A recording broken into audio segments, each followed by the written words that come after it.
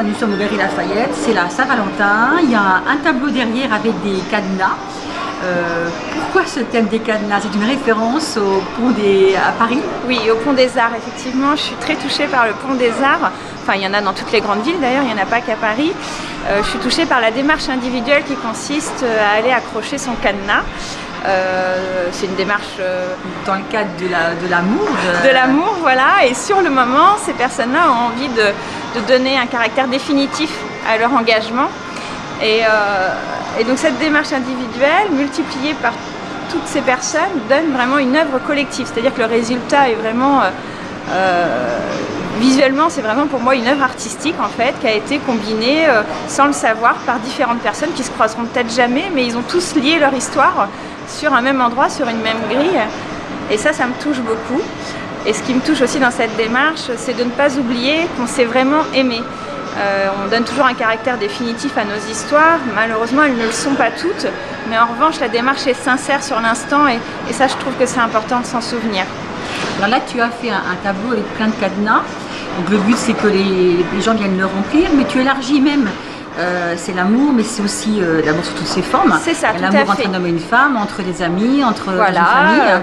Ça peut être des hétéros, des homos, la famille, des meilleurs amis comme on faisait quand on était copines et qu'on écrivait meilleur ami pour la vie. Enfin, c'est très large. C'est vraiment large. L'amour, d'abord, ça se restreint pas qu'à un homme et une femme, d'ailleurs, effectivement. Mais c'est un grand mot, amour. Voilà, c'est plein de choses. Voilà. Et puis donc ça peut être effectivement des initiales, des prénoms, ça peut être des messages, on n'est pas obligé de mettre des initiales, ça peut être vraiment un message qu'on a envie de livrer, ça peut être merci à la vie, ça peut être plein de choses. C'est assez libre, hein. Moi je freine personne.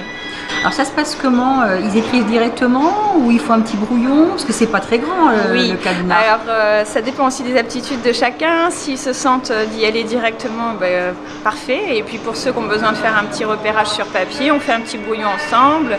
Et puis après, ils choisissent leur cadenas, c'est vraiment un choix. Et puis moi je les guide sur la façon d'écrire.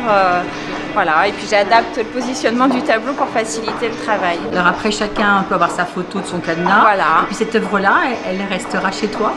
Alors non, cette œuvre-là a une histoire particulière parce que je l'ai réalisée au fur et à mesure du temps et je publie tout mon travail. Et un jour, j'ai reçu un message où on m'a dit « cette œuvre-là, je la veux, elle est pour moi ». Et j'ai dit à cette personne, bah oui, mais le concept n'est pas terminé. L'idée, c'est que des gens, des inconnus puissent la signer dans un lieu public, etc. Et la personne a été convaincue par l'histoire et le concept. Elle a dit, je veux tout, j'achète le concept, fais signer tes cadenas. Et cette toile fera partie de notre histoire avec l'histoire de toutes ces personnes qui sont venues signer. Donc, elle a déjà trouvé son acquéreur.